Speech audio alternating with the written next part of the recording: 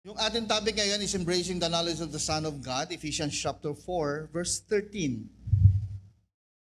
Mga kapatid, napaka-importante nung kilala natin ang Diyos.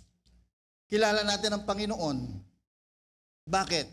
Sige, puntahan muna natin ating main idea. Knowing or having knowledge of the Son of God, Jesus Christ, is the paramount importance in the Christian faith. In Tagalog, ang pagkilala o pagkakaroon ng kaalaman sa anak ng Diyos, si Jesucristo, ay pinakamahalaga sa pananampalatayang Kristiyano. Kaya nga tayo Christian, galing doon sa word na Christ. Kung hindi natin nakikilala o kinikilala si Christ, hindi tayo magiging Christian. Pag sinabing ikaw ay Vilmanian, Sister Annalyn, idol mo si Vilma. Di ba?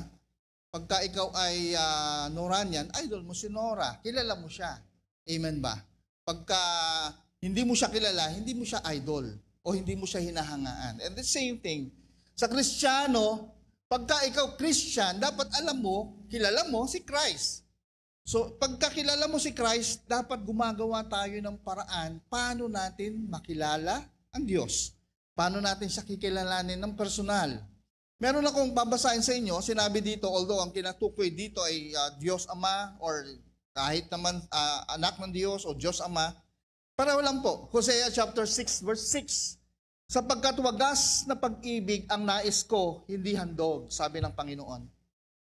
Pagkilala sa Diyos sa halip na handog na sinusunog. Mahalaga ang pagkilala. Kung mag-aalay tayo sa Diyos, kung di natin kilala yung inaalaya natin, basta-basta na lang iaalay mo. Kung paano na lang ang iaalay mo. Just like yung magkapatid ni si Cain at si Abel. Kilala na yung dalawa, kilala ni Abel ang Diyos kaysa sa pagkilala ni Cain. Kaya yung kahandog ni Abel ay mas maayos, mas maganda, mas katanggap-tanggap sa Diyos dahil kilala niya yung kanyang pinag-aalayan. Ganon din sa atin, mga kapatid, kung iaalay mo ang iyong talento sa Diyos, iaalay mo ang iyong oras sa Diyos, iaalay mo ang pananalapi mo sa Diyos, kung hindi mo kilala yung inaalayan mo, basta-basta na lang ang iaalay mo. Ay Lord, basta kung meron lang akong time, magbabasa ako ng Bible. Kung may time ako, kakausapin kita, pero pag hindi ako, busy ako, pagpasensya ka mo na. Text mo na lang ako, Lord. Huwag ka munang kokol, huwag ka munang tatawag. Dahil hindi mo kilala yung Diyos na sinagsisilbihan mo. Pag-offering na, nag-exhortation na ako, Pas. Pag-offering na, pag hindi mo kilala ang Diyos na bibigyan mo, kung ano-ano lang ibibigay mo. Kung aaten ka ng kasal, Ken. Ayan, si Ken. Nakita ko si Ken pagdating sa kasalan, ito nakikita kong dalawang ito. Kung aaten ka ng kasal, Ken, kung ang bibigyan mo ay kilala mo, ibig sabihin kung ano yung pangangailangan nila, mas maganda yung ibibigay mo sa kanila sa kasal nila. Bakit? Kilala mo yung tao eh. And the same thing kay God. Kung kilala mo ang Diyos, mas maganda yung maiaalay mo at ibibigay mo sa Diyos. Amen ba? Hindi yung tira-tira, hindi yung spare. Okay, tuloy po natin. The knowledge is not about intellectual understanding but involves deep, personal, and transformative relationship with Jesus. Ano po yun?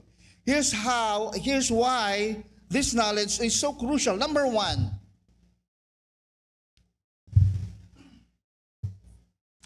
foundation of salvation. John chapter 17, verse 3. Now this is eternal life, that they may know you, the only true God, and Jesus, whom you have sent. So, importante ang pagkilala sa Diyos, importante ang pagkilala kay Christ dahil siya yung pundasyon ng ating pananampalataya at kaligtasan. Kung wala si Kristo sa buhay, kung wala si Kristo sa picture ng ating pananampalataya, walang kaligtasan. Kung meron dito na makakapagsabi at meron pang ibang pinaniniwalaan para maligtas, pakitaas po ang kamay. Meron pa ba kayong alam? Baka meron tayong di alam. Meron tayong kailangan malaman ngayon. Pwede po. Sino lang po ang alam natin na pwedeng magligtas at kakaligtas ng isang tao, ng bawat tao? Sino? Si Christ lang. Wala nang iba. So ito pang pag-uusapan natin, sinasabi dito, now this is eternal life, that they may know you, the only true God, and Jesus, whom you have sent. Knowing Jesus is essential for eternal life, salvation and eternal life are grounded in the relationship with Jesus. Without knowing Him, one cannot truly experience salvation. At sabi ng Acts chapter 4 verse 12, at walang kaligtasan kanino man, sapagkat walang ibang pangalan sa silong ng langit ang ibinigay sa mga tao kung saan tayo ay nararapat maligtas. At yun ang pangalan ng ating Panginoong Yesus. Wala nang ibang daan. Sabi ng ating Panginoon, I am the way, the truth, and the life. No one can come to the Father except through me. So wala na pong iba. So pag-uusapan, hindi tayo masyadong magtatagal dito sa salvation dahil alam natin yung pundasyon ng salvation natin. And anyone na magpipreach, magtuturo ng kakaibang gospel na magsasabi sa inyo na meron pang ibang pwedeng daanan, huwag niyo pong pakinggan. Dahil sigurado po tayo, nagsisimula pa lang siya, masasabi na natin siya ay isang bulaang propeta o siya ay false teacher, mangangaral na, huwad na mangangaral. So wag na po natin siyang pakikinggan. And number 2, spiritual growth and maturity. Sa pagkilala sa Diyos, sa ating Panginoon, kakambal nito yung spiritual growth and maturity. Ephesians chapter 4 verse 13, until we all reach unity in the faith and in the knowledge of the Son of God and become mature, attaining the whole measure of the fullness of Christ. Growing in the knowledge of Jesus is key to spiritual maturity. This knowledge helps believers to become more Christ-like, like Christ, developing a mature and well-rounded faith. Spiritual growth, mapapansin nyo mga kapatid, bakit may mga Kristiyano na ilang taon na nag-church, ilang taon na naging Christian, pero mapapansin nyo hindi nag-grow. Diba? Meron kayo napapansin doon sa iba na, ba't parang hindi siya nag-grow? Magkasabay lang kami noon ng naging Christian. Bakit? Ako nasa ministry na, siya ay minsan uma-attend ng fellowship, minsan wala. Bakit parang hindi siya nag-grow? May kulang. Ang isang tao, ang isang Kristiyano, pagka hindi nag-grow spiritually, may kulang. Ang kulang niya ay yung kaalaman patungkol sa ating Panginoong Yesus. Kung kulang yung kaalaman mo, hindi tayo mag-grow. Alam niyo yun, mga kapatid, ang pag-grow as a Christian, hindi yan pinagpapaguran ng todo-todo kung paano gagawin mo mag-grow. Kailangan mong lumapit, mag-spend ng time para sa Diyos. Kilalanin siya para mag-grow ka. Amen? Nung pinipare ko to last week pa sa Las Piñas, ito yung na-preach ko last week at inulit ko lang po dito. Nung pinipare ko po to last week, doon ko natuklasan na dapat pala every night bago ako matulog, Pastor Jean, ang tanong ko sa sarili ko, ano ang ginawa ko ngayong araw na to para mas makilala ko si Kristo? Huwag tayo mag-rely doon sa pagkakakilala natin sa Panginoon ngayong nung nakaraang araw o yesterday. Kailangan bago, everyday, meron tayong bagong matutuklasan patungkol sa ating Panginoon. Amen ba? Kaya ba natin yon? Kaya ba? JJ, kaya? Parang hindi kaya eh. Tutuklasin nyo lang kung paano, anong ginagawa ng ating Panginoon. Kaya ba? Andito na yun sa Bible. Amen? Pwede. Masyadong tahimik itong ating mga kapatid ngayon. So dapat meron tayong chine-check natin yung sarili natin. Ano ba ginawa ko ngayong araw na to para mas makilala ko si Christ? Kailangan bigyan natin ng panahon, mga kapatid. Kasi hindi tayo, yung pagiging mature, yung growing, ng pag-grow natin spiritually, hindi mangyayari kung yung ating Panginoon, yung kaalaman natin sa Diyos ay less. Kasi nasabi ng Bible, gusto mo mag-mature spiritually, gusto mo mag-mature sa faith mo, kailangan mas alam mo, mas kilalanin mo si Kristo. Kasi ang goal ng bawat isa sa atin, nakalagay na dyan, is to be like Christ. So lahat ng ginagawa natin, dapat, ang tinutumbok is to be like Christ. Ang sabi ng Bible, we are predestined. Ibig sabihin, bago pa lamang, meron ng inukol sa iyo ang Diyos na destinasyon mo. Pag sinabing predestined, alam na ng Diyos kung saan ka dapat. Yung destinasyon mo ay maging kawangis ni Kristo. Amen ba? Kaya ba? Hindi natin yon, mga kapatid. Hindi ka magkakaroon ng checklist kung ano yung karakter ng ating Panginoon. May good news doon, Jeans. Hindi mo kailangan maglabas ng checklist o maggawa ng checklist na kung ano ang karakter ng Panginoon and then araw-araw i-checkan yon para sabihin mo, eto, nagiging Christ-like na ako. Hindi. Ang kailangan lang natin gawin is alamin o tuklasin kung sino ang ating Panginoon sa ating buhay. Yun lang. Basa ka lang ng basa ng Bible. Habang nagbabasa kami, natutuklasan ka at hindi mo namamalayan, nagiging kawangis ka na ni Kristo.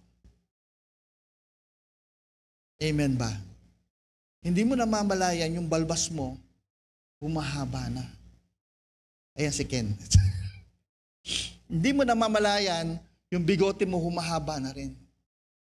Nag-uunti-unti ka na, nagiging kawangis ni Kristo. Amen ba? Nag-ahit lang ako kanina, Mia. May balbas ako kanina, nag-ahit lang ako, nakakapa ako na eh. Kasi pagka humahaba yung balbas ko, yung itsura ko sa analin, hindi nagiging kamukha ni Kristo. Parang feeling ko nagiging kamukha ko si Judas. Si Ken tinuturo siya, parang hindi daw siya. Hindi naman, no? Tama ba? Hindi naman kamukha ni Judas. No? Ni Peter lang. Yan. So, hindi yung physical na appearance ang pinag-uusapan natin dito. Yung inner man, kung sino ka. Yung pagiging wangis ni Kristo. And number 3,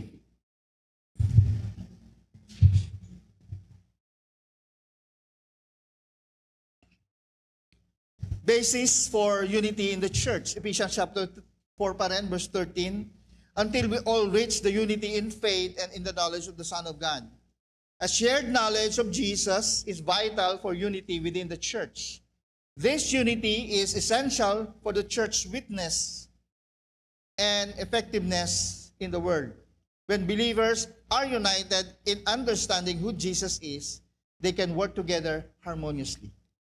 Yung pagkakakilala sa Panginoon, habang mayroon tayong stand, yung strong na stand kung sino ating Panginoon, nagkakaroon tayo ng unity. Tingnan nyo, yung mga tao, yung mga religious group na naniniwala na si Kristo ay isang tao lang, mas mas strong. Di ba? Ibig sabihin, since yun yung pinaniniwalaan nila, at talagang lahat ng miyembro, lahat ng tao na nasa kanila, kahit sino tanungin mo, naniniwala ako, siya lang, tao lang. Dito sa atin, meron kaya nun? Na pag ang paniniwala natin si Kristo ay tao, at si Kristo ay tunay na Diyos. Pag may nakausap ka na nagsasabi si Kristo ay tao lang, maniniwala ka? O masishake na yung faith mo? Tatawagan mo na si pastor, Pastor, totoo ba? Totoo ba yung chismis? Ano yung chismis? na si Kristo tao lang daw, marami nagsasabi. Kung hindi firm yung faith mo, kung hindi tayo grounded sa Word of God, bakit biglang lumakas? Kung hindi tayo grounded sa Word of God, madali tayong maniniwala. At yung unity mawawala. Amen? Eh lahat ba dito kumbinsido na si Christ ay God and at the same time man? Lahat ba? Amen ba? Lahat tayo kumbinsido? Isang patunay lang mga kapatid, hapyawan lang natin about Christ being God, being man. Si Christ po ay nag-exist na bago pa likhain ang lahat ng nakikita nyo sa mundo. Naniniwala kayo? Sabi ni Paul, bago pa lamang likhain ang mundo, nandun na siya. Sabi din ni John, at nilikha ang mga bagay sa mundo para sa Kanya. So yung Christ, si Jesus na tinatawag natin, ang pangalan niya nung nasa langit is Word. Salita. Kaya bago pa lamang likhain ang mundo, naandun na siya. Kasama siya na lumikha ng Ama. At kaya walang ibang sino man ang makakapag pasinungaling nung ganung salita. Patotoo na si Kristo, ang ating Panginoong Yesus, ay tunay na Diyos at at the same time, nung nandito siya sa lupa, tao rin siya. Amen? Maliwanag po yun. Hindi po tayo kailangang magtalo-talo doon at kailangan firm yung ating paniniwala pagdating sa pagiging sa katauhan ng ating Panginoong Yesus. 1 Corinthians chapter 1 verse 10, sabi dito, I appeal to you, sabi ni Paul, brothers and sisters, in the name of our Lord Jesus Christ, that all of you agree with one another that what you say and that there be no division among you, but that you be perfectly united in mind and in thought. Unity in the church is strengthened by common understanding and knowledge of Christ. This prevents division and fosters a strong, united community of believers. So, siguraduhin natin mga kapatid, when it comes to doctrine about Jesus, magkakaisa tayo dito. Amen ba? Kailangan alam natin ito at talagang panindigan natin ito. Number 4, transformation in Christ-likeness. Sabi ng Bible, 2 Corinthians chapter 3 verse 18, But we all with unveiled face beholding as in a mirror the glory of the Lord are being transformed into the same image from glory to glory, just as from the Lord. The Spirit, just as from the Lord, the Spirit, knowing Jesus leads to transformation into His likeness, as believers grow in the knowledge of Christ, they are progressively changed to reflect His character and glory. So sinasabi ng verse, ang Kristiyano na kay Kristo ay tinatransform, binabago ng Diyos from glory to glory. Hindi yan nangyayari overnight. Pag naging Kristiyano ka, hindi yung paggising mo, Kyrie, nabago ka na. Paggising mo, hindi ka na mahilig sa yosi. Hindi ganun. Glory to glory. Ibig sabihin, may proseso ang Diyos. Habang kinikilala mo ang Diyos, habang nagsi-research ka kung ano ang Diyos sa buhay mo, kung sino si Kristo, nababago ka ng nababago. Amen ba? At hindi yon dahil sa sarili mo. Hindi mo kailangan din magkaroon ng New Year's resolution. Okay yon, pag may New Year's resolution ka. Pero madalas, ang New Year's resolution mo, hindi natutupad. Tama ba? Na ilang linggo mo lang ginagawa at ilang linggo mo lang binabantayan yung sarili mo, pagkatapos nun, balikan na naman sa dating ugali.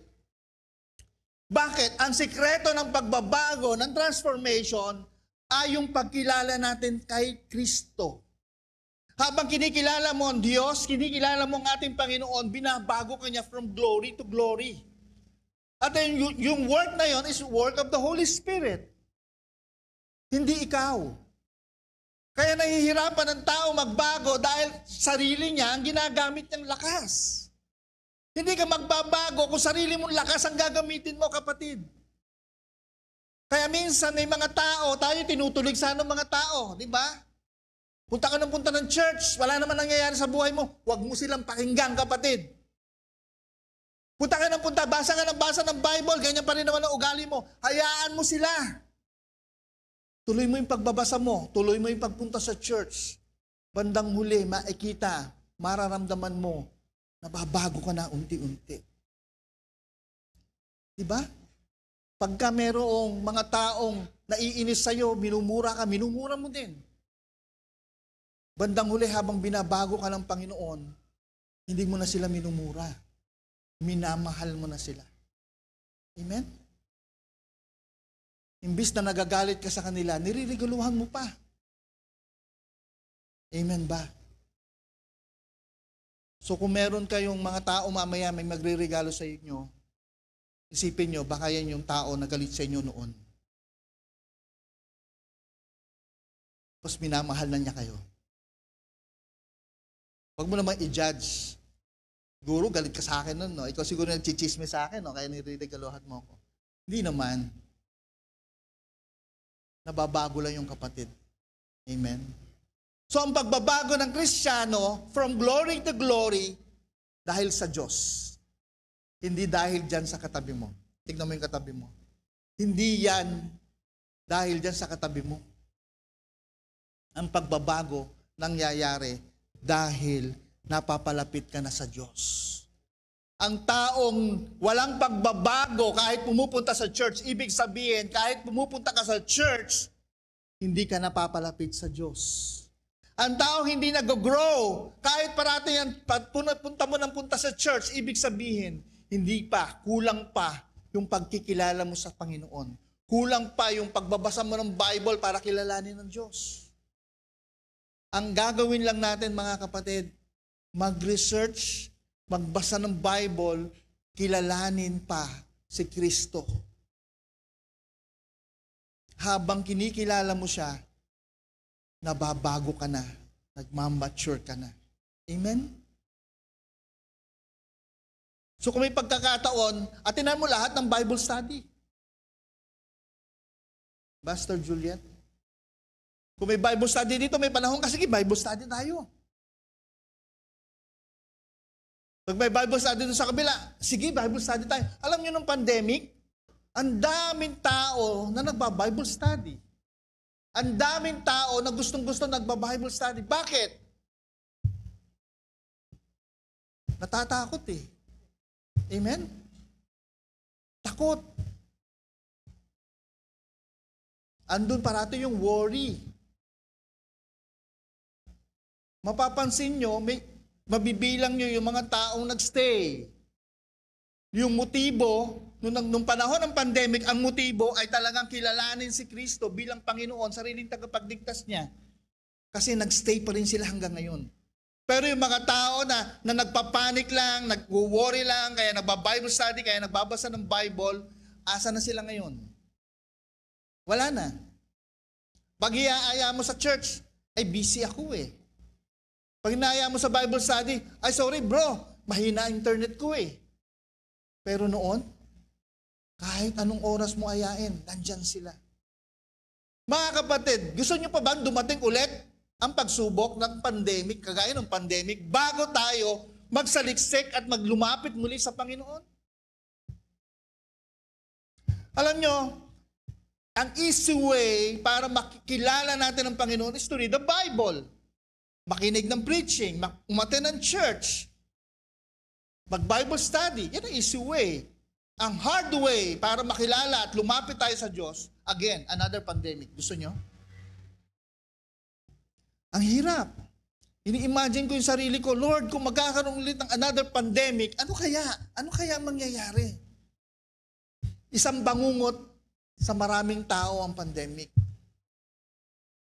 Pero gaya ng karamihan ng tao, ang tao, madaling lumimot. Madaling makalimutan yung experience niya sa Diyos. Mga kapatid, papaalala ko lang sa inyo kung paano ang ginawa at ng Diyos sa inyo sa bawat isa sa atin during pandemic. Marami sa atin nagka-COVID mismo nung pandemic. Marami sa atin wala nang pambili during pandemic. Marami sa atin pumayat, nangayayat dahil wala na tayong makain during pandemic. Ano pa? Marami sa atin nawala ng trabaho during pandemic. Pero sadyang napakabuti ng Diyos dahil hanggang ngayon, narito pa rin tayo. Amen? Narito pa rin tayo, nakakapag-church, narito pa rin tayo, kumakain na ng ilang beses ang araw, may magandang trabaho, and blessing ng Panginoon. Amen? Dahil mahal tayo ng Diyos. And gusto kong i-congratulate yung mga taong nandirito dahil alam ko na lahat kayo ay sobrang eager makakilala at makilala ang Diyos. Amen? At mayroong mangyayari sa bawat buhay natin. Abangan lang po natin. Okay, number 5. Protection from false teaching. Colossians chapter 2 verses 2 to 4.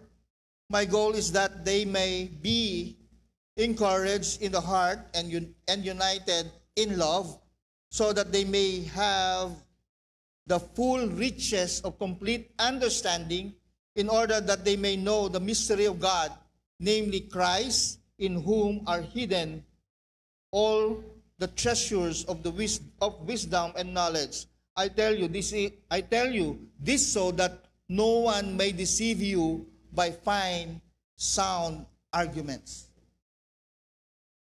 Sumulat si Paul. Ang goal niya para ma-warning ang mga tao, para hindi tayo madala nung mga teaching na parang ang ganda. Teaching na parang okay to Pero sa kabila nun, inalalayo tayo kay Christ. Maraming teaching na ganun. Amen? Blessing, blessing, blessing. Nagtuturo na pagka wala kang blessing, ibig sabihin, wala si Kristo sa iyo. So ikaw naman, nakikita mo yung mga kapatiran mo sa paligid, bless na bless. Parang may hepatitis na. Kasi naninilaw. Kulay gold ang hikaw, kulay gold ang kwintas. Ang bracelet ay hanggang dito, kalahati ng braso, puro bracelet na. Bless na bless! Pero pag ikaw tinignan mo yung sarili mo, wala ka man lang mailagay na burloloy sa katawan mo. Nako-condemn ka ngayon. Naku Lord, parang hindi nyo naman ako anak sila. Bless na bless ka. Ako, wala. Hindi yan ang pamantayan ng Diyos. Blessing lang ba? Maraming karakter sa Bible na nagsimula sa wala hanggang sa namatay na wala. Example, Lazarus and the rich man. Si Lazarus, pulubi, walang pagkain, nagkasakit pa. Di ba? May mga, ano pa siya? Anong meron? Wala sa kanya. Namatay siya ng ganon. Pero pagkamatay niya, nasa langit siya. Ibig bang sabihin, kung naghihirap ka, wala ka sa Diyos? Hindi ba pwedeng dumadaan ka lang sa pagsubok? And maraming false teaching o false teachers na nangangaral na pagka kailangan bless ka. Kailangan ganito ka. Ibig sabihin, pag ganito ka, bless ka, marami kang salapi, marami kang material na bagay, nabibili mo lahat ng gusto mo, ibig sabihin na kay Kristo ka. Pero kung wala ka nun, ano ibig sabihin? Wala ka kay Kristo? Baka masyado na tayo nagiging materialistic na Christian. So yun ang mga pangako ng mga bulaang o mga huwad na nangangaral ngayon sa mga panahon natin na to. A deep knowledge of Christ guards against deception and false teaching. Knowing Christ or Jesus and His teaching helps believers discern truth from error. Hindi lang basta kilala natin ang ating Panginoon kung sino siya and even His teaching. Alam mo dapat kung ano yung tinuturo ng Panginoon. Alam mo dapat kung sino siya.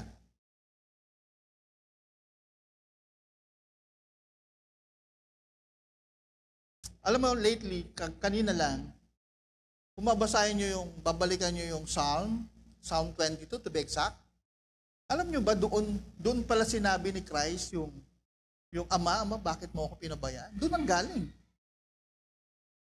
And to think, yun ay prayer ni David kay God. Sabi ko, di ba, sinasabi natin madalas, si David is, nagpa-prophesy siya sa prayer, through prayer. At bakit siya magkakaroon ng ganung prayer? Basahin niyo mamaya yon, Psalm 22. Bakit siya magkakaroon ng ganung prayer? Yung relationship niya sa God, so intimate, na yung puso ng Diyos, puso ni Christ na nasa langit pa lamang, nararamdaman na niya. Alam niyo yon? Yung puso ng Diyos na nasa langit pa lang, hindi pa bumababa dito sa lupa, ramdam na ni David. Ganon ka-intimate yung relationship niya sa Diyos. Pero nung una, ano ba si David? Ano ba ginawa ni David? Si David lang naman ay nag-commit na adultery. Amen? Si David lang naman, nung nag-commit siya na adultery, nagbunga yung kanyang pag-commit na adultery, pinagpe-pray niya anak niya na mamamatay na, pero kinuha pa rin ng Diyos. Si David lang naman ang isang dahilan bakit namatay yung asawa ni Bathsheba. Hindi perpekto si David. Marami siyang pagkakamali, marami rin siyang nagawang kasalanan. Pero yung yung relasyon niya sa Diyos, yung pagkakaalam niya, pagkakakilala na sa Diyos, hindi kayang bakbakin ng kahit sino. Hindi siya tumigil dahil na-condemn siya. Hindi siya tumigil sa pagkilala sa Diyos dahil sobrang natakpan na siya nung kanyang guilt. Hindi. Nagpatuloy si David. Kahit na may guilt feeling siya, kahit na may bumabalik sa isip niya na kasalanan niya, nagawa niya, na nagigilty siya. Pero ang nangyari, ginawa ni David, yung kanyang heart, talagang pinupur niya sa Diyos. Sinasabi niya yung nararamdaman niya. At nung nagkaroon siya ng ganung pagkakataon, di ba, sa Psalm ni David, marami siyang inilalabas na sa loobin niya. Sa paglabas niya ng sa loobin niya, sa pakikipag-usap niya sa Diyos, yung Psalm 22, kala mo basta lang prayer? Dung time ni David, kala mo prayer lang ni David yon, kala mo hinaing lang din ni David. Yung pala, yung prayer ni David na Psalm 22, yung pala mismo ang heart ng ating Panginoong Jesus nung mamamatay na siya sa cross ng Calvary. Imagine that. Yung dialogue ni David sa Psalm, yun ang ginamit ni Christ. Kasi kuhang-kuha ni David yung puso ng Diyos. Amen? Kaya siya tinawag na a man after God's own heart. Gusto niyo ba yon? Alam niyo, kanina ko pa napapansin, parang malungkot kayo ngayong araw. Marami kayong daladalang sa problema ba, Kyrie? Maraming problema? Dito, marami ba may problema dito? Wala naman. Gusto niyo magkaroon? Medyo malungkot ang ambience ngayon dito sa online. Medyo malungkot ang ambience dito sa center. I don't know kung anong meron, anong nangyayari. Ewan ko kung nararamdaman niyo. Pero dito sa harap, ramdam ko. Parang hindi naman malamig ngayon, no? Parang gustong matulog pa ulit ng mga tao. At hindi rin naman masyadong maaga. Ephesians chapter 4, verse 14. Then, we will no longer be infants tossed back and forth by the waves and blown here and there by every wind of teaching and by the cunning and the craftiness of people in their deceitful scheme. Ibig sabihin, sabi ni Paul, kung tayo magmamature as spiritually, hindi tayo basta-basta. Kung alam natin, kung kilala natin si Christ, hindi tayo basta-basta masusway. Kahit sino nagtuturo dyan, kahit sino mapanood mo, hindi ka kayang gibain. yung pananampalataya mo. Amen? Kahit well-respected preacher yung madinig mo, pag mali na yung tinuturo, hindi ka basta-basta mawawala sa kalooban ng Diyos. Alam mo, may isang kwento, nakwento ko na rin ito minsan. May isang naging pasyente na ang kanyang belief is Judaism. Well, Judaism, yun doon pinaka-isa sa old na religion. Yan yung mga relihiyon ng mga Pariseo, na mga teachers of the law during Christ's time. At pag kausap niya ako, kung ano-anong Hebrew word ang binibigay niya sa akin, jeans. Sabi niya, according sa kanya, alam niya yung mga Hebrew word o yung Hebrew Bible, kaya niyang i-translate literally sa akin. At so sobrang bilib niya sa sarili niya, Marlon, sabi niya sa akin noon, pagdating niya sa clinic, sorry doc, sabi niya, na-late ako. Sabi ko, bakit? Ano bang pinagkakaabalahan mo ngayon? Hindi, kausap ko lang yung isang pastor sa Canada. Sabi niya, ano yun? Aral yun, doc. Talagang nag-aral siya ng theology sa school, sa isang seminary. O tapos, ano nangyari sa usapan niyo? Sabi niya, guess what? Sabi niya, doc, umalis na siya sa pagiging pastor at sumapi na siya sa akin. Sabi ko, ang husay mo Tapos ngayon, nag-uusap na kami. Hindi pa ako nagtitreat sa kanya, mga kapatid. Ako kinukumbinsi naman niya, Ken. Sabi niya, alam mo, doc, ganito ngayon mga Hebrew words siya. Sabi ko sa kanya, alam mo, kahit maghapon tayo mag-usap dito. Kahit ikaw na lang ang magsalita lahat, hindi na ako magsasalita. Hindi ako aral sa seminaryo, hindi ako, wala akong degree pagdating sa Bible, pero isa lang ang sasabihin ko sa iyo. Hindi mo ako kayang gibain sa pananampalataya ko kay Kristo. Kaya sabi ko sa kanya, kung mag-uusap tayo tungkol dyan at wala din namang mangyayari, itigil mo na, ngumanga ka na lang. Nanahimik siya. Dahil alam niya na kahit hindi ako aral, yung pananampalataya ko kay Christ, hindi mo ko kayang dalhin sa gusto mong pagdalhan sa akin. Ang sabi ko na lang sa kanya, sige, ganito na lang, sabi ko sa Juliet sa kanya, lahat naman tayo mamamatay Una-una lang yan. Sabi ko, pag namatay ka, namatay na rin ako, pag nakita kita sa langit, pagdating mo sa langit at wala ako, mali ako. Pero pag dating ko sa langit, wala ka, mali ka. Okay?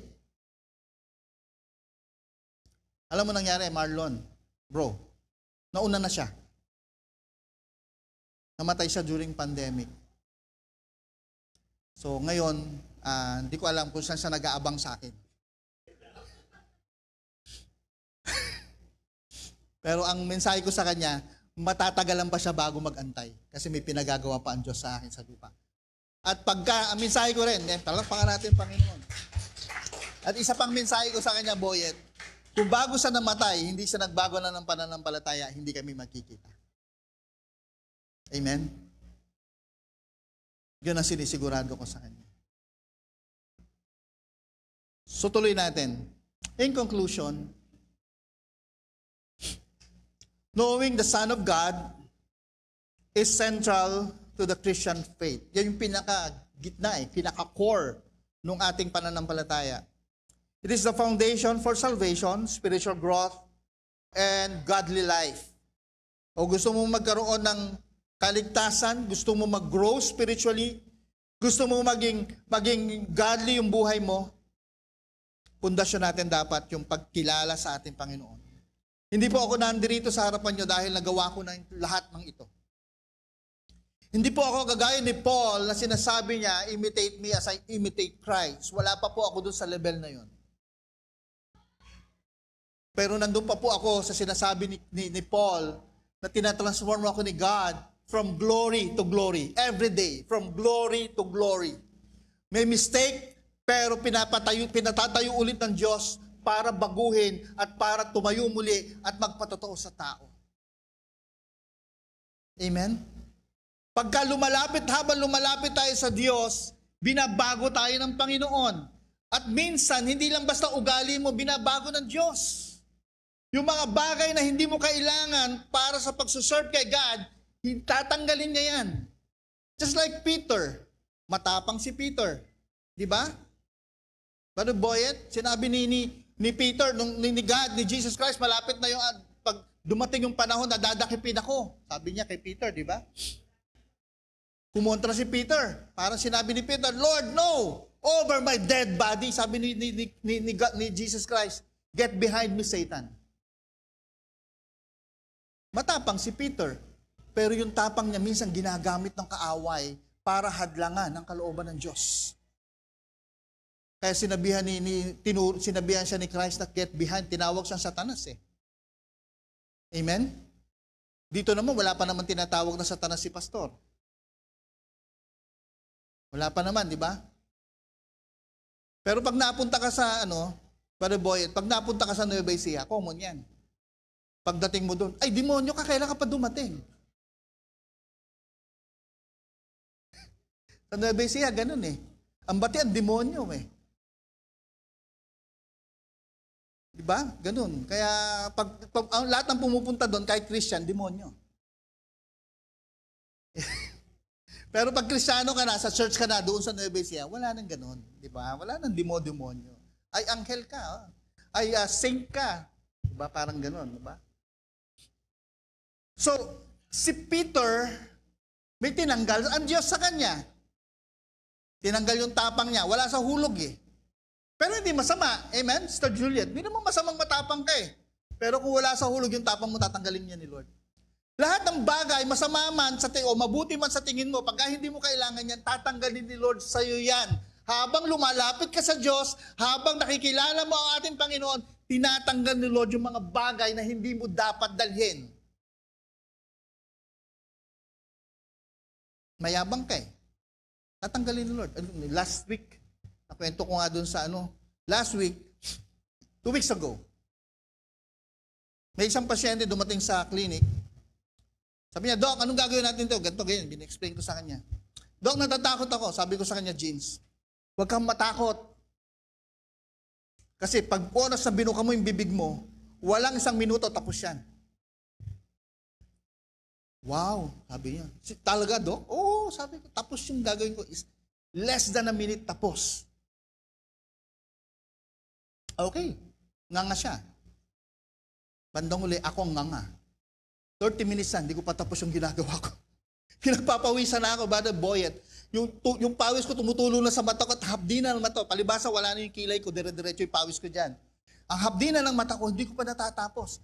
At sa tanang buhay ko, for almost, siguro ilang taon na ba ako nagpa-practice ng pagiging, 28 years.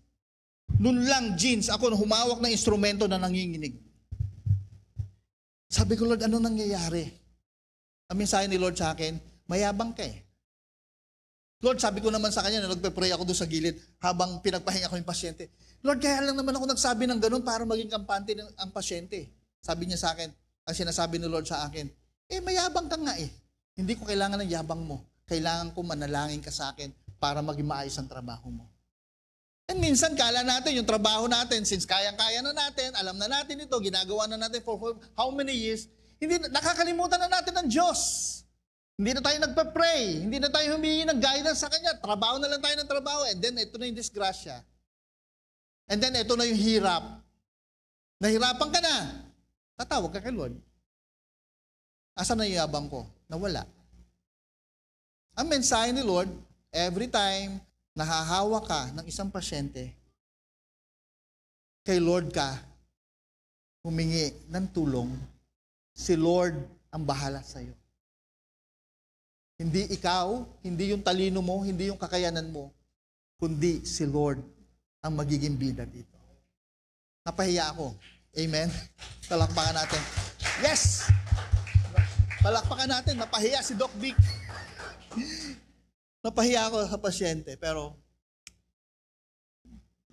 alam ko ang Diyos ang nagbibigay ng alam mo yon, mga bagay na hindi kailangan sa buhay mo, tatanggalin ng Panginoon yan. Amen?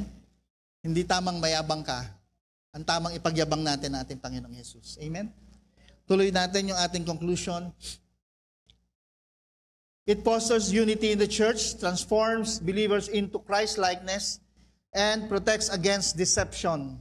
This knowledge is not just about intellectual understanding, but involves deep personal relationship with Jesus, leading to a life that increasingly reflects His character, wisdom, and love. It is essential for every aspect of believer's life and faith journey. So ibig sabihin, sinasabi natin dito, yung hindi lang to pagkilala sa ating Panginoon intellectually o sa isip, kailangan ng deep personal relationship with Jesus leading to life that is increasingly reflects His character. Dapat habang hindi mo basta kilalalin lang ang Panginoon nagre-reflect yung pagkilala mo sa Diyos sa pagkatao mo. At huwag tayo naman makondemn kung medyo nagpe-fail pa tayo doon. Amen? Nasasabi ng ibang tao sa iyo na, hindi naman kamukha ka ni Kristo Kamukha mo yung isa doon, yung may sungay. Okay lang yun. Ganun naman talaga Doon nagsisimula yun. Pero later on, mararamdaman mo, makikita mo, babaguhin din tayo ng Panginoon habang lumalapit tayo sa Diyos. Amen? Tayo manalangin. Hallelujah. Lord, maraming salamat po sa umagang ito. At patuloy kayo, Panginoon Diyos, naming ina-acknowledge, Panginoon, sa aming buhay. Kayo lang ang aming tagapagligtas. Kayo lang ang aming Panginoon. Wala nang iba. Kayo'y sinugo ng Ama para sa kaligtasan namin. Ngayong oras na ito,